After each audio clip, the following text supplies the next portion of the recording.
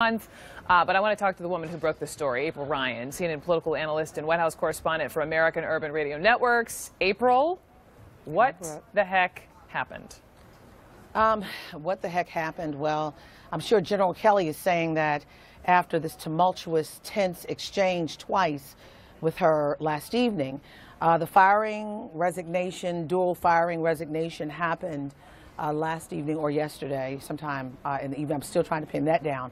But what is known is that General Kelly has been tired of her antics. Even since Ryan's Priebus, no one has known what Omarosa's duties were.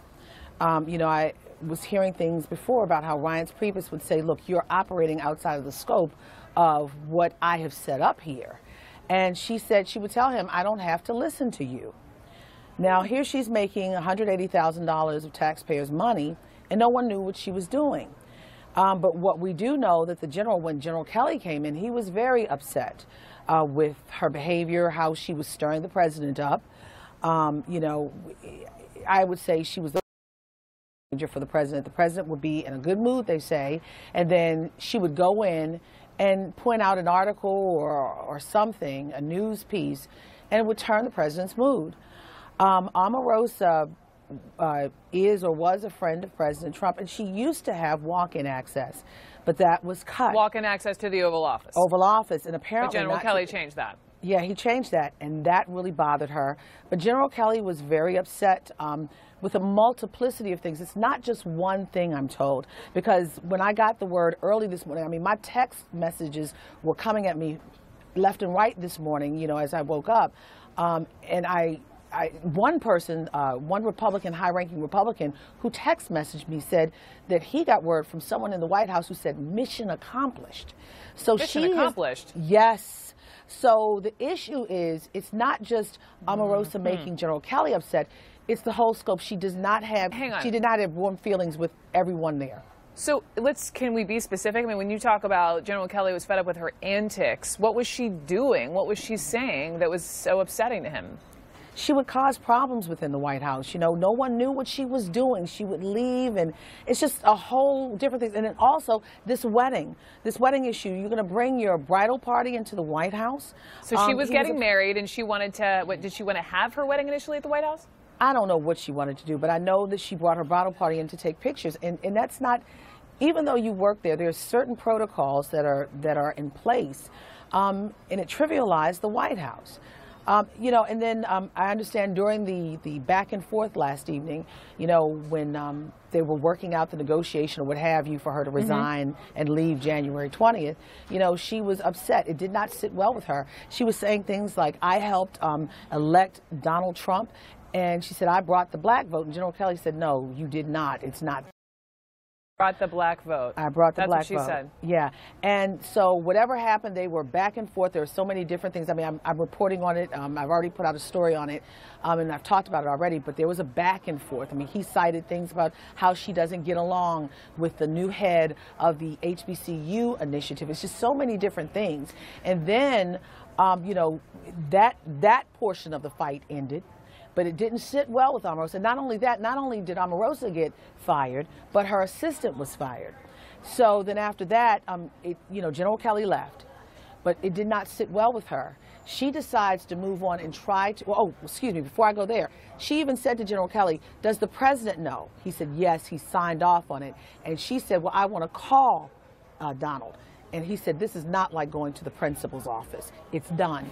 It didn't sit well with her when they finished that exchange. She decides, from my sources, to go to the White House, to the residence, go to the residence of the White House, where, again, she does not have walk-in privileges anymore.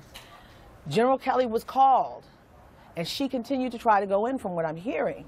And General Kelly was called, and he came over, and he told the Secret Service to get her out of here. What? So Wow. I don't know if she's going to live out her days at the White House until January 20th. But, I mean, if you're escorted off campus, you're vulgar, you're screaming and things of that nature. Not only that. It's not a good thing. Right. And not only that, I'm hearing from sources, I mean, people are calling and texting me from everywhere. She's sending emails to, an apology email to many people at the White House saying something of the effect, if I've done something to you, I'm sorry.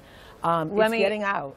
Let me jump in. I've got two ladies waiting in the wings. We're going to talk to them. We're all going to have this conversation about the black female vote in Alabama. But Angela Rye and Simone Sanders, come on in. We're talking obviously about Omarosa and I mean, listening to April's story and how she was trying to get into the residence, and we all know that's a no-no. Simone, did you ever have any issues or conversations with Omarosa? Any stories to tell?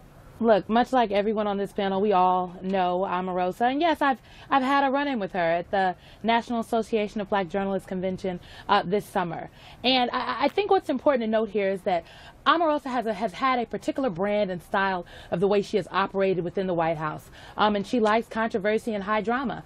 This White House likes controversy and high drama, and so it was only up until recently, apparently, that the White House decided that this has gone too far where Omarosa is concerned, and she had to be removed. But absolutely, she accosted me in the corner at a National Association of Black Journalists Convention in full display in the lobby of a hotel where everyone could see with the former president in the restaurant. And so this is I'm not shocked that this happened. And that same weekend, she came and saddled up next to me trying to do something, again, with the president, the former president of the NABJ, who she's friends with, to stir up some controversy. And we also know, we remember that famous tape with Ed Gordon, where I guess it was Friday, where she was battling it out on the stage. It was very unladylike. It was very, it was ugly. But the White House also, and absolutely, but the White House condoned this. And so, while again, I'm no fan of Omarosa, I will say that I find it interesting that the high drama high profile African American individual in the White House is no longer to be tolerated. But there are lots of other problematic high drama individuals that still have jobs. Brooke, go ahead, Angela. I want to hear you, and then I do want to talk about the black vote in Alabama. I want to talk about the black vote too. But Brooke, I'm going to do what you can't do, and what April and Simone are too good of people to do, and that's just going to be petty for a minute. Ah! Oh, Angela. Bye, Angela. girl. Oh, bye. Angela. We did it already on the podcast, April, but bye, honey. You have never represented the community. You are skin folk. We don't own you like Zora. Goodbye. Good riddance. Goodbye. Deuces. Angela, Ouch. Angela, you know I have much love for you, but you know what? I don't delight in anyone's demise. I'm not delighting in her demise. I wish her the best, but I will say again, I don't think I can just speak for myself and maybe some other folks that folks weren't necessarily sad to see Omarosa go today. Okay, no. Omarosa out. We are turning the page, ladies. Yes. We're going to talk Alabama. Before you turn the page, Brooke, before you turn the page, April, let's go. Hold on. TMZ is reporting that the president would not be beyond the realm of possibility for President Trump to tweet something about "Thank you, Omarosa, for your service." So expect that tweet soon. Stay tuned for Twitter fingers. In the meantime, quick break. Black vote in Alabama. Next. There's the gift he wants, then there's the gift he needs. This year, they're the same.